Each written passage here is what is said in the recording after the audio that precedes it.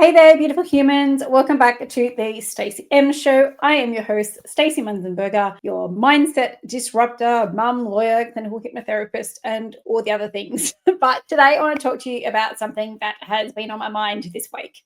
So my 13-year-old daughter, who's nearly 14, is currently in Fiji with her school, living her absolute best life, snorkeling, exploring, pushing her boundaries, and helping in the community by working in the fields, learning about the environment, building houses, and goodness knows what. It's a service trip. And as I was starting to miss her maybe just a slight little bit, because she's over like 10 or 11 days or something, I think it is. And I was scrolling through the photos that they're sending us, and something kind of hit me.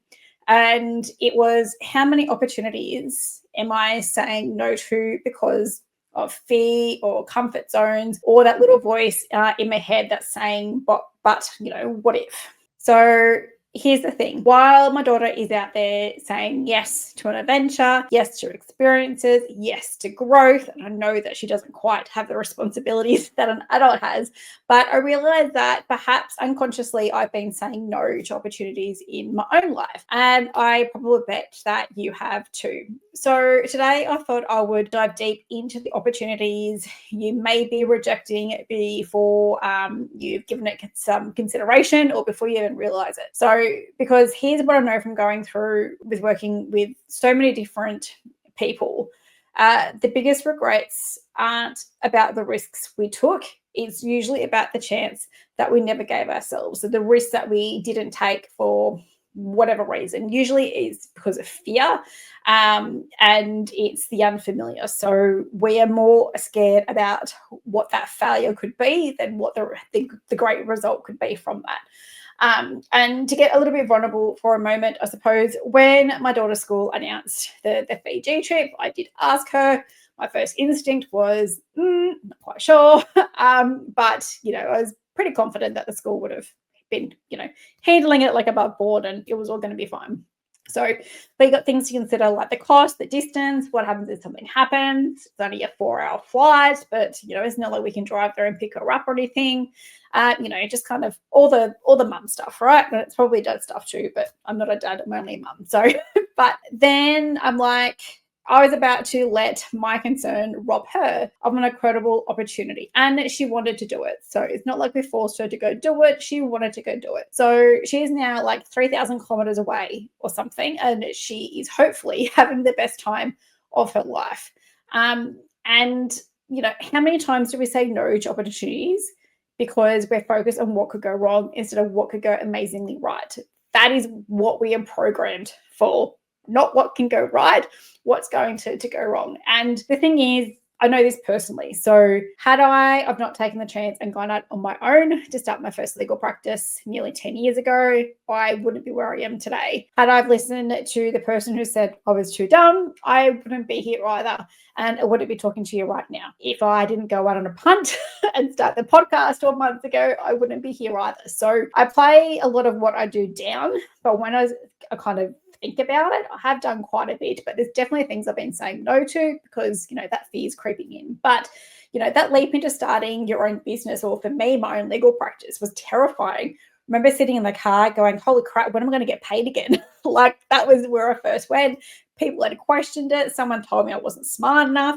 But saying yes to that opportunity, despite the fear and despite the doubters, that's what led me to build not just one legal practice, but 2 legal practices, a mortgage broking business, this where I'm coming from you today, an entire platform where I get to help one on many and help you transform your lives. So a little bit about the psychology of no. Saying no to opportunities can be a pattern. So our subconscious mind is wired for survival, not success. It's designed to keep us safe, not really to help us soar. So every time an opportunity presents itself, your brain is running like a rapid fire risk assessment. And here's the kicker. So it weighs potential losses about twice as heavily as potential gains. This is called loss aversion, and it could be what's helping you playing small. But here's what I want you to understand. That voice saying, what if it doesn't work out, needs to be balanced with, but what if it does? And let's talk about the opportunities you're saying no to without even realizing it. So it could be something as simple as a networking event that you might be saying, no, I don't know anyone there, but that's exactly why you should go. Every successful person I know that has a story about the random conversation that changed everything. That was definitely for me. That was a B&I meeting, I don't know, it'll be over 10 years ago now, that really led me to where I am today. You might be wanting to do a course or some training. It might be, I don't have time, but if you have time to scroll through social media for an hour, if not more, each night or each day, what if you invested that time in your growth instead of the endless scroll? Having a scary conversation. So whether it's asking for a raise, whether it's setting a boundary or having that difficult discussion about your relationship, avoiding it is choosing the status quo over your potential. That creative project. I'm not good enough, but I'm not good enough yet. Here's a reality check. You're never going to feel ready. There is never going to be a right time. It's like waiting for the perfect time to have a kid. Usually there is no perfect time. So as I said, the podcast that you're listening to right now, there was no way in hell I was ready to do it. But I'm like, I'm just going to get out there and you know what? Let's see what happens. And 12 months later and over 1,000 downloads, I must be doing something right. So the businesses I've started, the programs I've started, it's all the same thing. So maybe you want to start a business. So it might be, what if I fail? But what if you don't? What if you're exactly what the world needs and you're being selfish because you're not sharing with the world what you know and what can help people? So when I started my legal practice, I had no guarantees. I literally was sitting in the car going, holy fuck, when am I going to get paid next? Like that was the first thought I thought. It wasn't anything else. And I didn't think of that before, until I was sitting in the car. But I had something more powerful, thankfully. And the belief was I could just figure it out along the way, which, happens, I think throughout your whole entire life. So, but especially in a family law situation, clients who stay in situations that aren't serving them because leaving feels too scary and uncertain. And I completely get that.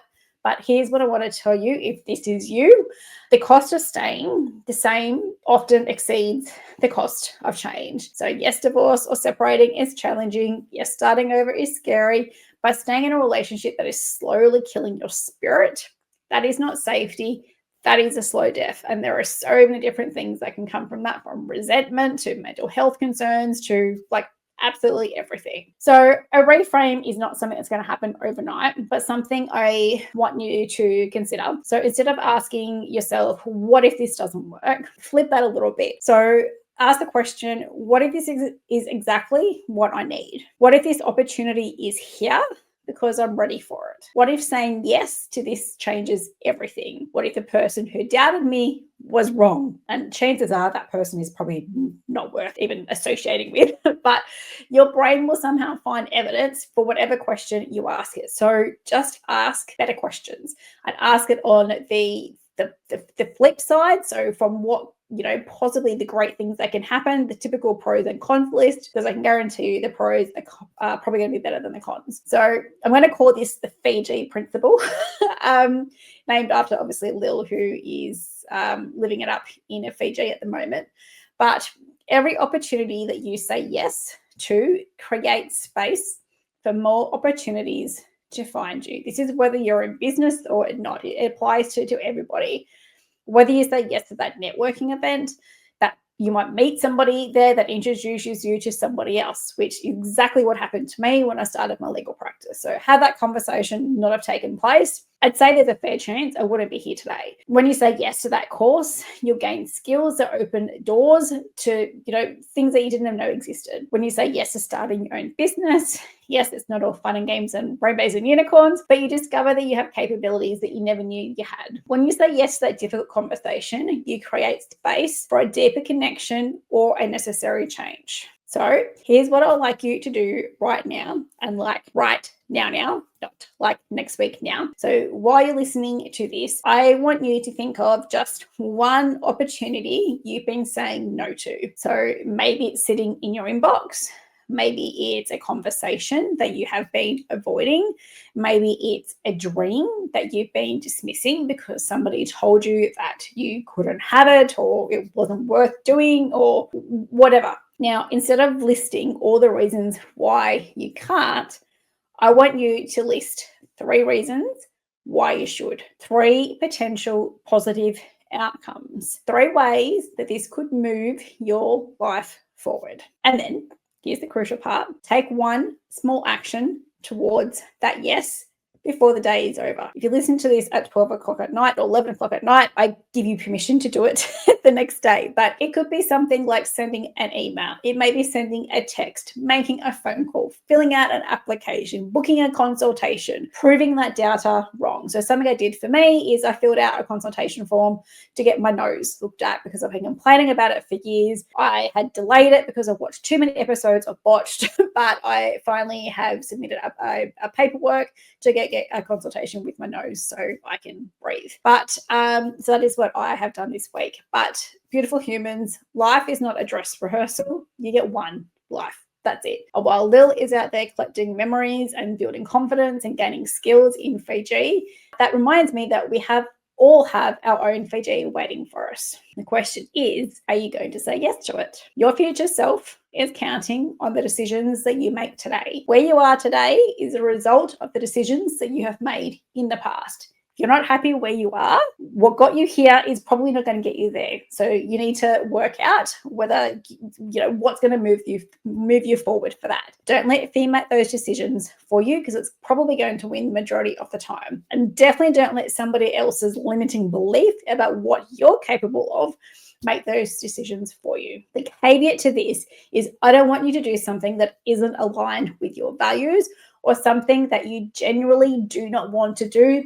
not because it's unfamiliar, but it's something that you don't want.